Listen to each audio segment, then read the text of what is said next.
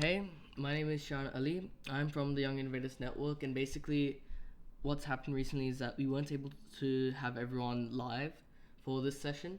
So, what I'm doing is that I'm giving a quick reaction to a video myself just to make up for that, and something we can look at later. And this is just to complete our full series. So, I'm gonna go through this video, and the topic this time will be how to get top marks, or how to, for some people, be a straight A student. And this is something that a lot of students strive for, whether or not you're the lowest student, let's say the student who can't perform that well, or you're the highest student, the best performing student. Everyone wants to know how to be at the top of their game, right?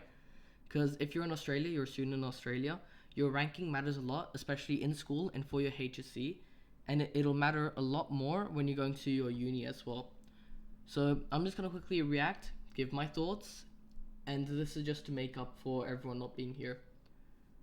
Once again, if you want to learn more about Young Innovators Network Australia, just search up younginnovators.net.au and visit our website, learn a little bit more, subscribe to the channel so that if we upload another video, you'll be able to see, learn more from it, and yeah, we'll get started.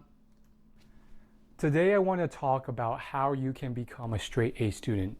I have a lot of young viewers of my YouTube channel, and a lot of them really want help with this.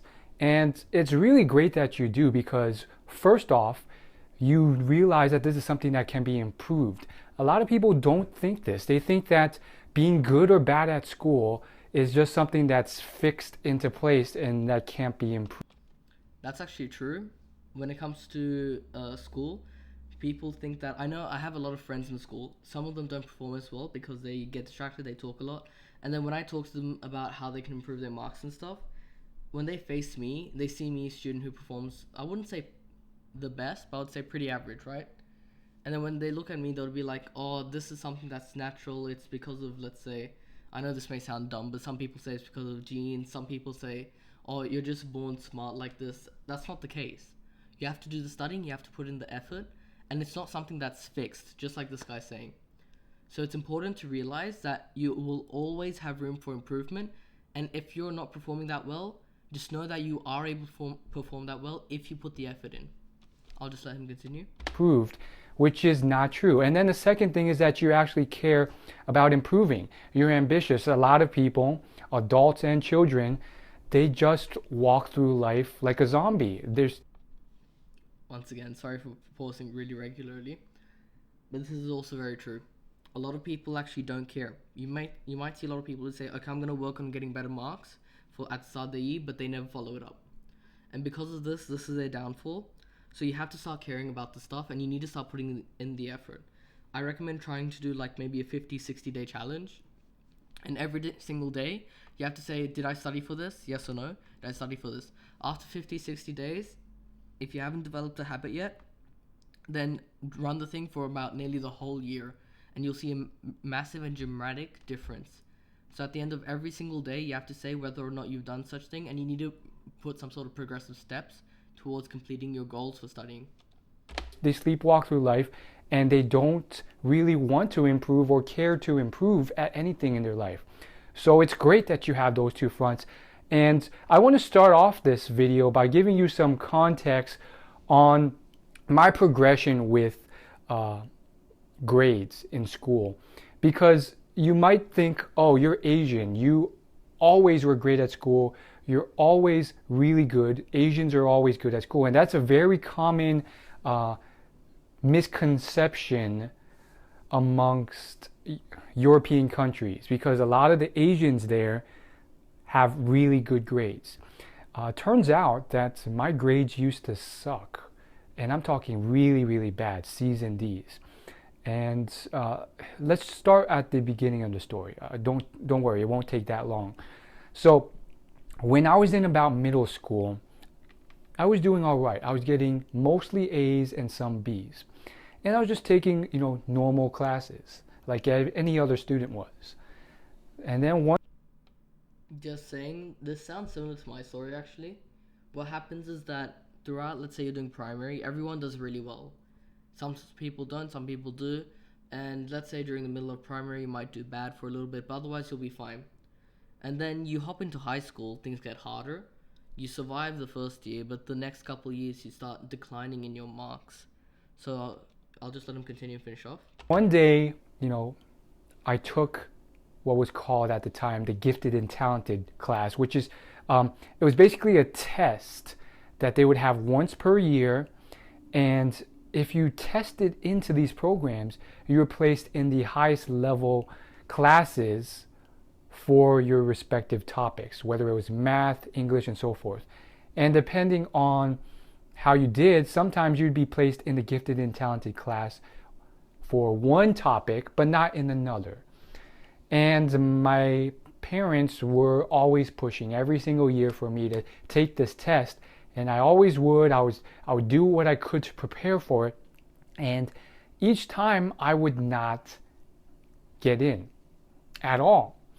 And there were even like different levels. So there's gifted and talented, and then above average, they called it honors, which was 1 grade level above normal.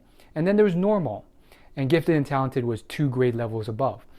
And I would never get in, not even to the honors one.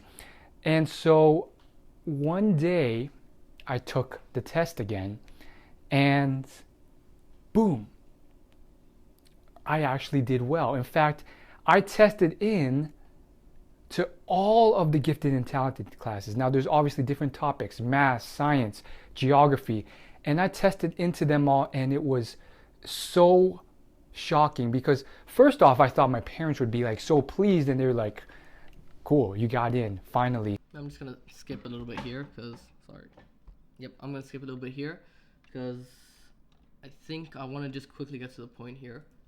And I'm applaud. Long story short, it was way too much.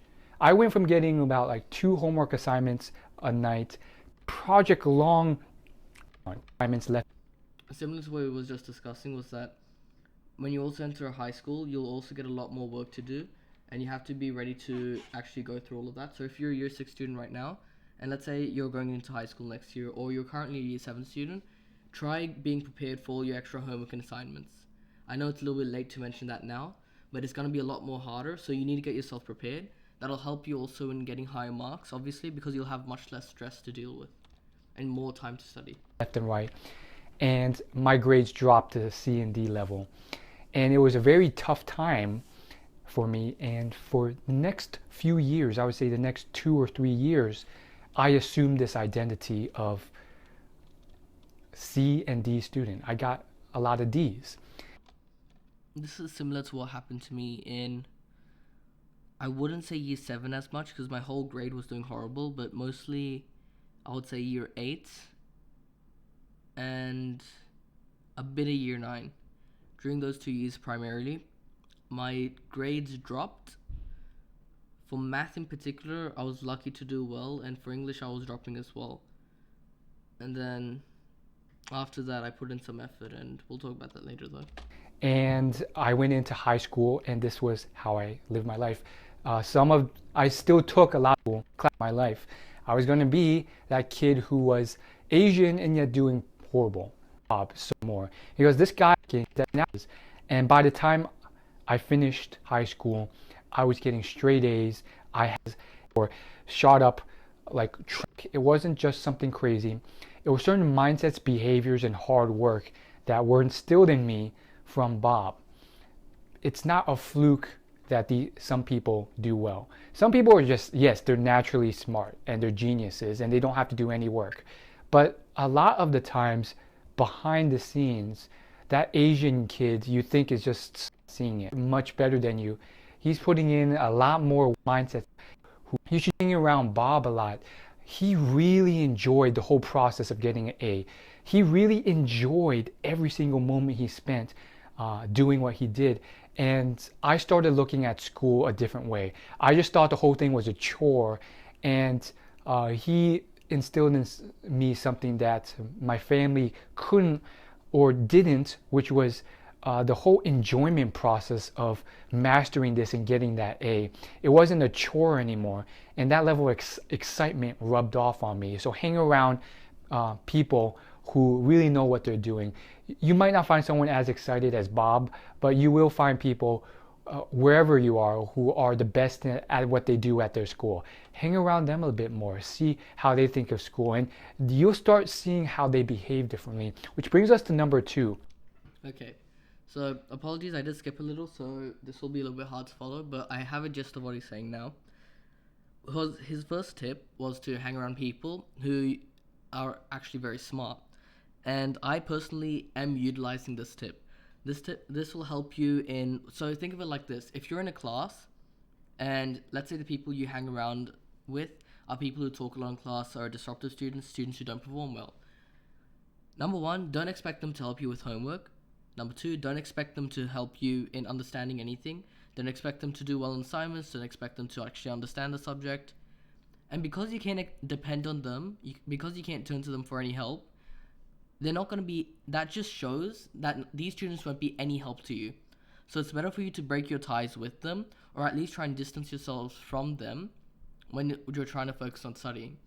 Instead, surround yourself with people who actually are smart or know what they're doing, or people who can help you. Because the people around you can shape who you are, the people around you can be a positive influence.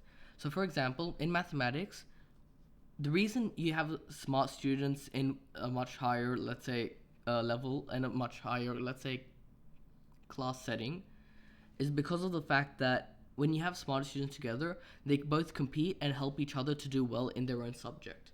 So if I'm doing bad at math, I'm with a student who actually understands math. If I don't understand a certain concept or I need help, I can turn to that student easily. That student can also give me, studying tips. For example, before an exam, what I do, let's say, before an exam, I might have a friend with me and he's a little bit lost on what to study for math. So let's say this like 2-3 days in, 2-3 days before the exam. And what I would tell him is that I'll give him my advice. Before math, I would recommend to you, look at all the formulas that we've done throughout the year. And if you can, try and write down all those formulas. Try and write down all the formulas, try and see if you can do them all off by heart. The formulas you can't do off by heart, copy it from the textbook and make sure you understand it properly. Formulas, equations, identities, etc. Try and copy all of those down. After that, check if there's any exercises or example questions you can do from every single chapter, just so that you can see if you understand every single concept. Then, after you give yourself about a day or two, you'll start memorizing these easily because you already wrote down each and every one of them. And now, what you'll see, a day before your exam, you'll already have a compilation of all the notes you'll need for the exam, and you'll already have a pretty good understanding of everything you need to know when getting into the exam. And I would give this advice to any student that's near me. So, a smart kid, or let's say if you're around a smart kid, that kid might help you. That kid will actually know what to do. That kid can help you in assignments. That kid can help you with homework.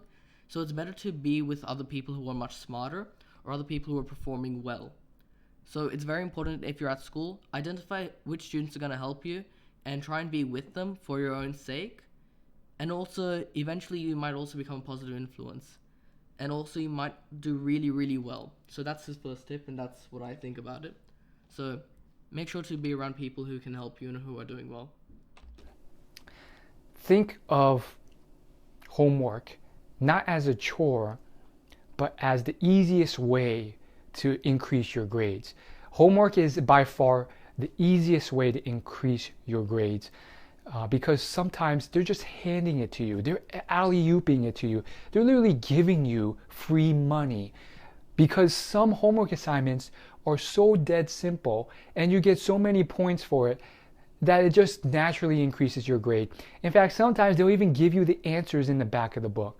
Looking back, sometimes I would not do the most simple homework assignments. Like some math assignments, math is probably like the easiest one. They literally tell you, oh, just do these 5 homework assignments in the book. Oh, by the way, the answers to them are in the back of the book.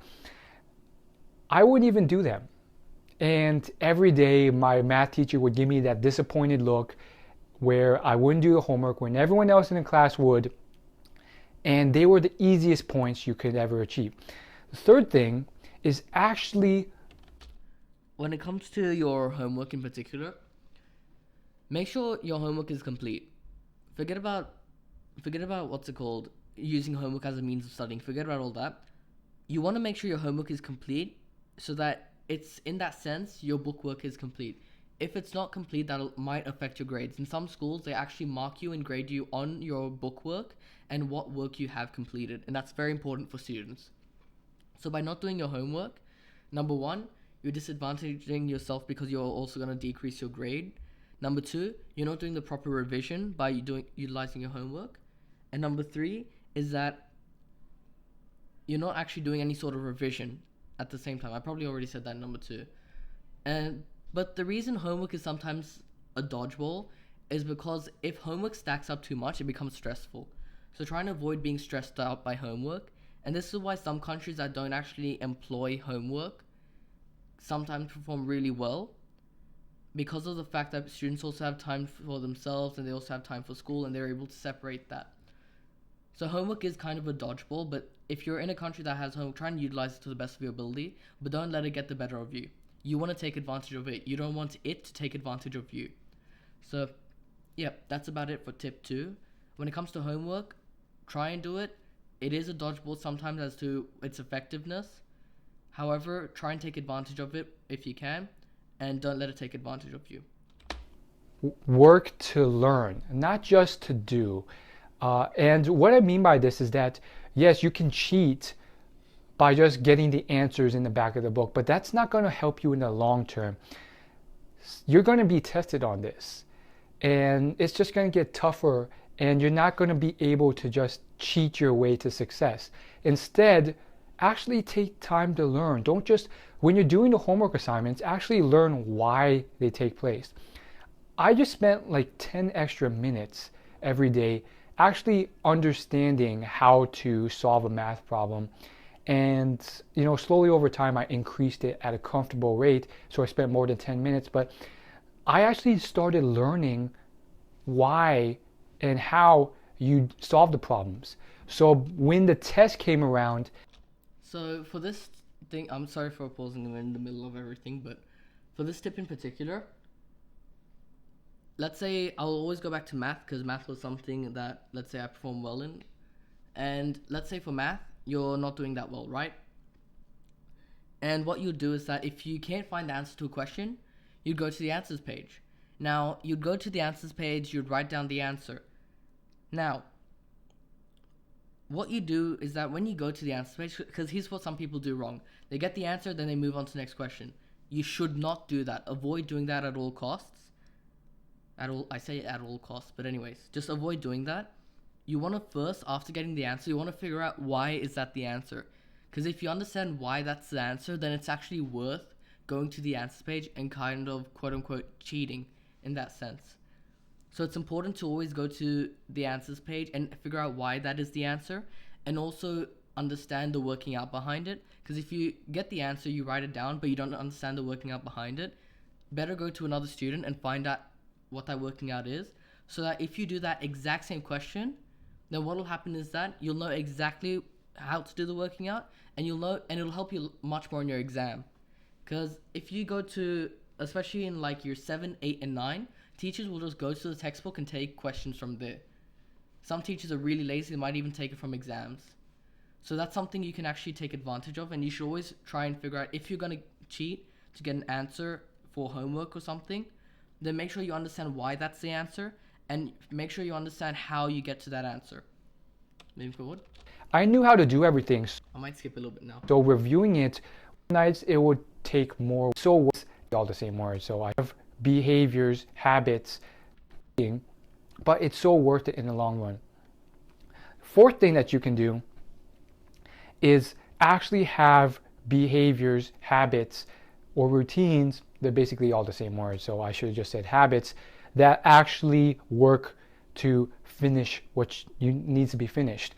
Again, you'll see this when you hang around people who do really well in school. In conversation or at lunch, they will sometimes just mention how they're going to do things the rest of the day. Like, it's natural, it's their identity. And you'll notice that they'll say stuff like, okay, when I get home, I'm going to do this homework assignment, I have this history test, and then I'm going to study for this. When you hang around people who are horrible at school, they suck, they're getting D's, they don't even talk about school, and if they do, they never talk about homework. They're just like, yeah, I got this. I have these video games I want to play. They're always talking about like random stuff that they want to do. That's very true. When it comes to homework, you'll see a student like me, right? I'm not saying I'm a smart student. I'm just saying I'm a student that tries. Sometimes I don't perform really well. Sometimes I do. However, when it comes to when I talk to my friends, what I do is that I talk about what I'm going to do at home, and we try and discuss that sometimes. Because when we do, we can figure out what's a good idea, what we can do, what we can't do, and this isn't something we do on purpose sometimes. In fact, it just happens naturally. We just talk to each other about what we're going to do when we get home. And we mention homework because homework we try to implement in our routines. If you hang around students that don't actually do homework, even if you're a smart student and you mention it to them, you'll notice that they'll try and avoid the subject, or they'll try to just skip past that subject in the conversation. So this links back actually, I think, to his first tip, which is to be around the right people, because being around the right people can be a positive influence to you. And also, another thing to take note is that when you're at school and you want to also study after school, but when you're at school, sometimes try and discuss homework with your friends, as in when you're going to do it, and discuss your plan, just so you can remind yourself to do your own homework and stay on top of everything. And of course, they fail. They do well. Final tip is really just set out your day so that you make sure you have everything planned. When you hang around people who are straight A students versus people who are just, horrible at school, they have this whole different mindset and behavior to what they do. They have it planned out, mapped out, and on top of that, they have this whole process set out so that they know what they're doing when they get home. Oftentimes, they'll do it first thing when they get home. And what happens is they still have oftentimes free time to do other stuff. For me, I had all these other Asian, I know it's cliche, but it's true, Asian stereotypical activities that most other people in school didn't have. I had to practice piano for at least an hour a day. I had to go to this. I had Chinese. And believe me, that's nothing compared to some other Asians, basketball practice, all this stuff. And he was getting straight. I don't know how he did it. But for me, I still was able to do all that stuff and still have time for video games. And so you realize that you have a lot more time than you think. And so the point is, if you can master that time, again, there's plenty of time management videos and articles that I've written and other people have that help you with this. But if you just use some time management techniques, you can really master your time so that you get more done in less time and you don't drop the ball. So, what you see here is basically... Let me just go back to see what his tip was. What happens is they still have cliche, but when they get home, this, what they do, they have it set out, do it first. I had all these other stereotypical Asian, me, they still have oftentimes free time to do they get home. And what happens is they still have they know what they're doing. They have this, what they do. They have it planned out, mapped out. And on top of that, set out your day so that you make sure you have everything planned. When you, much as you can, who are sorry for going back there. I was just going to see what that tip was. The best grades. Or you can't get access to him, at least hang around someone who's better than you. Okay, before I talk about what he just said, his final tip was to try and set out your day. And what organizing your day does, actually, it reminds you to do the right things at the right time. Because as students, you'll realize that even after doing your homework, even after studying a little bit, you'll still have the extra time for, let's say, playing video games. And if you play a lot of video games, you know that you have way too much time on your hands, that's for sure. So, in that case, looks like someone's messaging me a lot, but in that case, just know that you should try and organize your day. That's why you see some really smart students start utilizing timetables. The more specific, the more strict you can be, the better. We spoke about that in our previous live streams. But just try and take note of the fact that it's best for you to actually... Sorry, I lost my train of thought. Yep. it's best for you to actually, what's it called? Yep, organize your day. Apologies for that, sorry. It's best to organize your day because that's going to help you a lot more. And you can use that in a timetable. You can write that down. You can put down notepads to say what you're going to do and organize your, sorry, not notepads, organize your sticky notes, put them around your house, maybe organize them to see what you want to prioritize first. When it comes to priorities, you want to prioritize things by deadline, by how big the assignment or task might be, and by how much time it takes. But anyways, that's his final tip, and I do support a lot of what he's saying. Homework might be the dodgeball here and there, because like the question, as students, you might question the effectiveness of homework, and that question is a valid question. However, there's not much that can be done, seeing how you get graded for your homework as well. Anyhow, so it's really important to try and set your day out and also plan it in advance. So try and set out a plan maybe during the weekends for every single day, or at least a general plan you can follow. So let's say I'm going to do homework for this much, or I'm going to study for this many hours during these specific time periods. Anyways, let him conclude.